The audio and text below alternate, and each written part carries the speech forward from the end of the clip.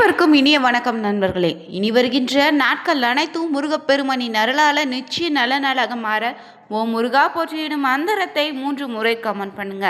இன்னைக்கு இந்த ஒரு வீடியோ பதிவில் எதை பற்றி பார்க்க போறோம்னா, இந்த ஆண்டு பார்த்தீங்கன்னா முதல் சித்திரை தேய்பிறை சஷ்டி அன்று இந்த முறையில் விரதம் இருந்து முருகப்பெருமானுக்கு தீபம் ஏற்றி வழிபடுங்க. நிச்சயம் உங்கள் வாழ்க்கையில் ஏற்படக்கூடிய பிரச்சனைகள் விலகுங்க. நீண்ட நாள் உடல் ஆரோக்கியத்தில் ஏற்பட்ட நோய் விலகி உடல் ஆரோக்கியமும் சிறப்பாக மாறும். மேலும் குழந்தை பாக்கியம் இல்லாதவங்க இந்த ஒரு நாளில் இந்த ஒரு தீபத்தை ஏற்றி மனமுருகி வழிபடுங்க. நிச்சயம் உங்களுக்கு இந்த வருடத்திற்குள்ள முருகப்பெருமானின் அருளால் குழந்தை பாக்கியம் உண்டாகும். இந்த தேய்பிறை சஷ்டி என்று எந்த முறையில் வழிபடலான்னு தெரிஞ்சுக்க வீடியோவை கடைசி வரைக்கும் ஸ்கிப் பண்ணாமல் பாருங்கள். மேலும் நீங்கள் புதியவராக இருந்தீங்கன்னா மறக்காமல் சேனலை சப்ஸ்கிரைப் பண்ணிவிட்டு கூடவே இருக்க பெல் பட்டனை கிளிக் பண்ணிக்கோங்க. தனிப்பட்ட முறையில் உங்கள் ஜாதக ரீதியாக ஏற்படக்கூடிய பிரச்சனைக்கு சரியான ஒரு பரிகாரத்திற்கு வீடியோவில் டிஸ்கிரிப்ஷன் கீழே ஒரு நம்பர் கொடுத்துருக்கோம். அந்த நம்பருக்கு நீங்கள் கால் பண்ணி தெரிஞ்சுக்கலாம். வாங்க நண்பர்களே, வீடியோக்குள்ளே போகலாம். சஷ்டியில் இருந்தாலே அகப்பையில் குழந்தை மாக்கை உண்டுன்னு சொல்லுவாங்க. முருகப்பெருமானுக்கு ரொம்பவே சிறப்பான விரதம் தான் இந்த சஷ்டி விரதங்க. திதிகளில் 6வதாக வருவது தான் சஷ்டி. 6 முகனுக்குரிய திதியாக அமைந்திருக்கு. இந்த நாளில் என்ன குறைனாலும் அதை நீங்கள் வேண்டும் நினச்சிங்கன்னா முருகனிடம் மனதார வேண்டிக்கோங்க. அது நிச்சயம் நிறைவேறுங்க. வெற்றி மேலே வெற்றி நிச்சயம் உண்டாகுங்க. முருகனிடம் வேண்டிக் கொள்ளும் போது இந்த ஒரு தீபம் ஏற்றி வைத்து வேண்டுங்க. நிச்சயம் முழு பலனும் உண்டு. சஷ்டியில் முருகப்பெருமானுக்குரிய திதின்னு சொல்லியிருக்கோம்.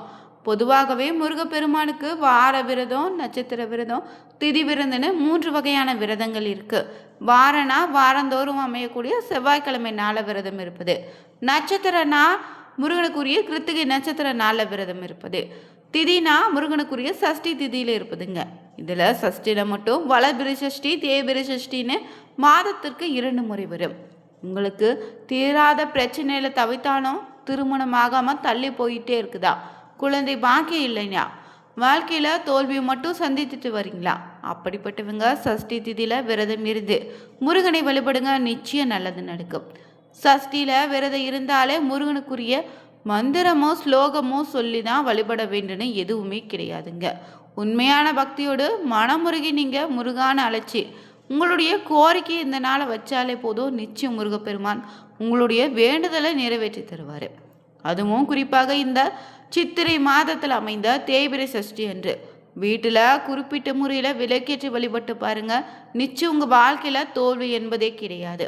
தொட்ட காரியங்களினும் அனைத்துமே வெற்றியாக மாறும். அதோடு நீங்கள் என்ன வேண்டுதல் முன் வச்சு இந்த ஒரு விளக்கை ஏற்றிங்களோ அந்த வேண்டுதல் நிச்சயம் அடுத்த தேய்பிறை சஷ்டி வருவதற்குள்ள நிச்சயம் முருகனின் அருளால் நிறைவேறுக்குங்க. இந்த தேய்பிறை சஷ்டி பார்த்தீங்கன்னா இந்த வியாழக்கிழமை அமைந்திருக்கு. அதனால் அதிகாலை எழுந்து நீராடிய பிறகு வீட்டு பூஜை அறையில் முருகனுடைய படம் இருக்கோ இல்லைன்னா விக்கிரகம் வச்சுருந்தீங்கன்னா அதை சுத்தம் செய்து அலங்கரித்து வச்சுக்கோங்க. பிறகு முருகனுடைய படம் இல்லைன்னா விக்கிரகத்துக்கு முன்னாடி 2 வாழைப்பழங்களை ஒரு சிறிய தட்டில் எடுத்து வச்சுட்டு அந்த வாழைப்பழத்து மத்தியில் சிறிதாக குழி போல ஏற்படுத்தி அதில் நீங்கள் சிறிதளவு நெய் விட்டு திரி போட்டு தீபம் ஏற்றி வழிபடுங்க. பிறகு இந்த நாளில் முருகனுக்கு விருப்பமான பஞ்சாமிர்தம் பார்த்தீங்கன்னா கொண்டு அபிஷேகம் செய்து கூட நீங்கள் முருகப்பெருமானுக்கு வழிபடலாம். இல்லைனா நெய் விளக்காக ஏற்றி வைத்து கூட வழிபடுவது நல்லது. பிறகு இந்த வாழைப்பழ தீபத்தை நீங்கள் செவ்வாய்க்கிழமையிலும் கூட ஏற்றி வழிபடலாங்க. இருந்தாலும் இந்த தேய்பிறை சஷ்டி திதியில் நீங்கள் ஏற்றுவது சிறப்பான ஒரு பலனை நிச்சயம் ஏற்படுத்தி தரும். இந்த விளக்கை ஏற்றி வைத்து ஏதாவது ஒரு கோரிக்கையை நீங்கள் உன்னை மட்டும் மனதில் நினச்சி கொண்டு முருகனிடம் முன்வைத்து மனதார வேண்டிக்கோங்க. அது அடுத்து வரக்கூடிய சஷ்டி திதி என்று இதே போல் விளக்கேற்றி வைத்து இன்னொரு கோரிக்கையை நீங்கள் வைக்கலாம். நிச்சயம் இந்த விளக்கை நம்பிக்கையோடு ஏற்றி வைத்து வழிபட்டாலே உங்கள் வாழ்க்கையில் பல நல்ல மாற்றங்களையும் அதிசயங்களையும் நிச்சயம் முருகப்பெருமான் ஏற்படுத்தி தருவாருங்க. பொதுவாகவே பலருடைய வாழ்க்கையில் தீராத பிரச்சனை ஒன்று ஏதாவது இருந்துகிட்டே இருக்கும். எப்படி முயற்சி செய்தாலும் அந்த பிரச்சனையிலிருந்து வெளியே வர முடியலன்னு வருத்தப்பட்டு கொண்டு இருக்கீங்களா? கடன் பிரச்சனையாக இருக்கலாம், குடும்ப பிரச்சனையாக கூட இருக்கலாம், தொழில் ரீதியாக ஏற்படக்கூடிய பிரச்சனையாக கூட இருக்கலாங்க. அதே சமயம் வேலை தொடர்பான பிரச்சனை இருக்கலாம். இது நம்ம செய்யக்கூடிய எந்த ஒரு முயற்சியும் வெற்றியடையாமல் கூட போகலாம். தோல்வியே சந்திக்கலாம். இப்படி அனைத்தையும் தீர்ப்பதற்கு இந்த தேய்பிறை சஷ்டி அன்று எந்த முறையில் தீபம் ஏற்றுங்க, நிச்சயம் சிறப்பான ஒரு பலனை முருகப்பெருமான் ஏற்படுத்தி தருவார். வீட்டில் இருக்கக்கூடிய முருகனுடைய படத்துக்கு சுத்தம் செய்து சந்தன குங்குமம் வச்சுட்டு முருகப்பெருமானுக்கு ஏதாவது ஒரு பொருளை நெய்வேத்தியமாக படைத்திடுங்க. பிறகு முருகப்பெருமானுக்கு வாசனை நிறைந்த மலர்களை அலங்காரம் செய்த பிறகு முருகனுக்கு ஒரு சிறிய தாம்பழத்தட்டை எடுத்து வச்சுட்டு அந்த தாம்பழத்தட்டு முழுவதும் செவ்வரி மலர்களை பரப்பி வச்சு அதற்கு மேலே நடுவில் ஒரு விளக்கை வச்சு நெய்யில்லைனா நல்லெண்ணெய் ஊற்றி பஞ்சு திரியிட்டு முருகப்பெருமானை மனதார நினைத்து தீபம் ஏற்றி வழிபடுங்க. இந்த தீபத்தை பார்த்தபடியே உங்களுக்கு தெரிந்த முருகனுடைய மந்திரத்தையோ இல்லைனா கவசத்தையோ பாடிக்க இல்லைனா ஒழிக்க விட்டு கேட்கலாம். பிறகு உங்களுடைய எந்த பிரச்சனை தீர வேண்டுமோ அதை நினைச்சுக்கிட்டு அந்த பிரச்சனையை சொல்லி விரைவிலேயே தீர வேண்டுன்னு முருகப்பெருமானிடம் வேண்டிக்கோங்க. என்றவரை இந்த நாளில் அருகில் இருக்கக்கூடிய முருகப்பெருமான் ஆலயத்திற்கு சென்று வழிபாடு செய்தாலே தங்களுடைய பார்த்திங்கன்னா தர்மங்கள் செய்வது ரொம்ப சிறப்புங்க. நிச்சயம் இந்த ஒரு தீப வழிபாடு சிறப்பான ஒரு பலனை தரும். அதே போல் இந்த ஒரு நாளில் உங்களுக்கு ஏற்படக்கூடிய காரிய தடையை நீக்க இன்னொரு வழிபாடு முறையை தெரிஞ்சுக்கலாம். ஒவ்வொரு மாதத்தில் வரக்கூடிய வளர்பிறை சஷ்டினால் பலரும் விரதம் இருந்து முருகப்பெருமானிடம் வேண்டுதல் வைப்பீங்க. அப்படியே முன்வைக்கக்கூடிய வேண்டுதல்களை ரொம்பவே முக்கியமான ஒன்று குழந்தை பாக்கியம்தான்.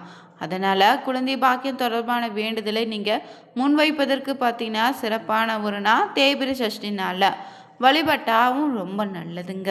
உங்கள் வாழ்க்கையில் இருக்கக்கூடிய பிரச்சனையை தீர்க்கக்கூடிய திதி தான் இந்த தேய்பிறை சஷ்டி. இந்த நாளில் காரியத்தடையை நீக்குவதற்கும் எளிமையான முறையில் ஒரு வழிபாட்டை செய்யுங்க.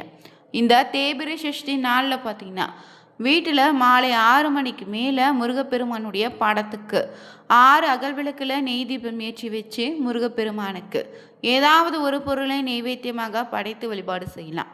அப்படி நீங்கள் வழிபாடு செய்யும்போது முக்கியமாக உங்கள் வாழ்க்கையில் இருக்கக்கூடிய பிரச்சனையில் ஏதாவது ஒரு மனதார நினச்சிக்கிட்டு அது விரைவில் தீர வேண்டுன்னு நீங்கள் வேண்டிக்கோங்க. இந்த 6 தீபங்கள் ஏற்ற இயலாதவங்க ஒரே ஒரு தீபமாவது ஏற்றி வைத்து வழிபடலாம். இப்படி வேண்டி முடித்த பிறகு முருகப்பெருமானுக்கு உரிதான கந்த சஷ்டி கவசத்தை பாராயணம் செய்யலாம். படிக்க தெரியாதவங்க அந்த கந்த சஷ்டி கவசத்தை மனதார கேட்டால் கூட முழு பலன் உண்டு. இப்படி இந்த கந்த சஷ்டி கவசத்தை நீங்கள் பாடும்போதே இல்லைன்னா கேட்கும்போதோ உங்களுடைய கையில் பச்சை குங்குமத்தை எடுத்து வச்சுக்கோங்க.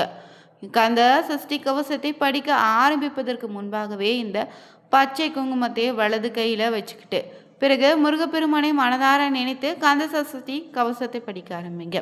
பிறகு கவசத்தை படித்து முடித்த பிறகு இந்த பச்சை குங்குமத்தை ஒரு டப்பாவில் போட்டு வச்சுட்டு எந்த ஒரு முக்கியமான காரியத்துக்கு நீங்கள் வெளியே போவதாக இருந்தாலும் முன்னாடி இந்த பச்சை கற்பூரத்தை நெற்றியில் வச்சு கொள்வதன் மூலம் அந்த காரியத்தில் இருக்கக்கூடிய தடைகள் அனைத்து விலகி வெற்றியாக மாறுங்க. பொதுவாகவே நம்ம தேய்பிறை சஷ்டியோ வளர்பிறை சஷ்டியோ விரதம் இருந்து வழிபட்டாலே வாழ்க்கையில் ஒரு நல்ல மாற்றமும் நம்மளுடைய வேண்டுதல் நிறைவேறும் தான் வழிபடுறோம். ஆனால் இந்த சஷ்டி திதியன்று சில செயல்களை செய்யாமல் இருந்தாலே நமக்கு கஷ்டங்கள் ஏற்படாதுன்னு ஆன்மீக ரீதியாகவும் சொல்லப்பட்டிருக்கு. எக்காரணம் கொண்டும் வியாழக்கிழமையோடு சேர்ந்து வரக்கூடிய இந்த தேய்பிறை சஷ்டி என்று வீட்டில் அசைவம் சமைக்கக்கூடாது. அதே போல் அடுத்ததாக யாரிடமிருந்தும் எந்த ஒரு பொருளையும் இந்த நாளில் கடனாக வாங்காதீங்க. அது பணமாக இருந்தாலும் நகையாக இருந்தாலும் எந்த பொருளாக இருந்தாலும் சரிங்க, யாரிடமும் இந்த நாளில் நீங்கள் வாங்காதீங்க, திரும்பி தராதிங்கன்னு சொல்லுவாங்க. அதே போல் அவசர தேவைக்கு நகை வாங்கி வச்சு பணம் பெற வேண்டும்னு நினைத்தாலும் கூட இந்த நாளில் செய்வது தவிர்ப்பது நல்லது. தங்கத்தை வியாழனன்று அடமானம் வைப்பது தவிர்க்க வேண்டும்னு சொல்லுவாங்க. ஏன்னா தங்க குருவின் அம்சம் நிறைந்திருக்கு. அதோடு சேர்ந்து இந்த சஷ்டி திதி அமைந்திருப்பதால் இந்த தினத்தில் நாம் தங்கத்தை அடமானம் வைத்தா அதை நம்மால் திரும்ப முடியாத சூழ்நிலை கூட ஏற்படலாங்க.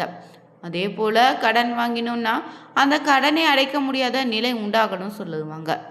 இந்த குரு பகவான் குபேர முருகன்னு மூவருக்கு உகந்த தினமான இந்த வியாழக்கிழமையில் சேர்ந்து வரக்கூடிய சஷ்டி திதியில் சின்ன சின்ன விஷயங்களை செய்வதை தவிர்த்தாலே வாழ்க்கையில் ஒரு நல்ல பலன் உண்டு. மேலும் உங்களுக்கு இருக்கக்கூடிய காரியத்தடை விலகமும் வாழ்க்கையில் மகிழ்ச்சியும் சந்தோஷமும் பெறுவதற்கும் நீண்ட நாள் நோய் நீங்கவும் குழந்தை பாக்கியம் பெற பார்த்தீங்கன்னா வாழைப்பழம் தீபம் ஏற்றி வழிபடலாம். இல்லைன்னா வீட்டில் பார்த்தீங்கன்னா தாம்பழத்தட்டில் செவ்வரளி பூக்களை பரப்பி நடுவில் ஒரே ஒரு நெய் விளக்கை ஏற்றி மனதார வேண்டுதல் வச்சியா நிறைவேறும். இந்த ஒரு நாளை தவற விடாதீங்க. நீங்களும் முருக பக்தராக இருந்தீங்கன்னா ஓ முருகா போற்றி எனும் மந்திரத்தை 3 முறை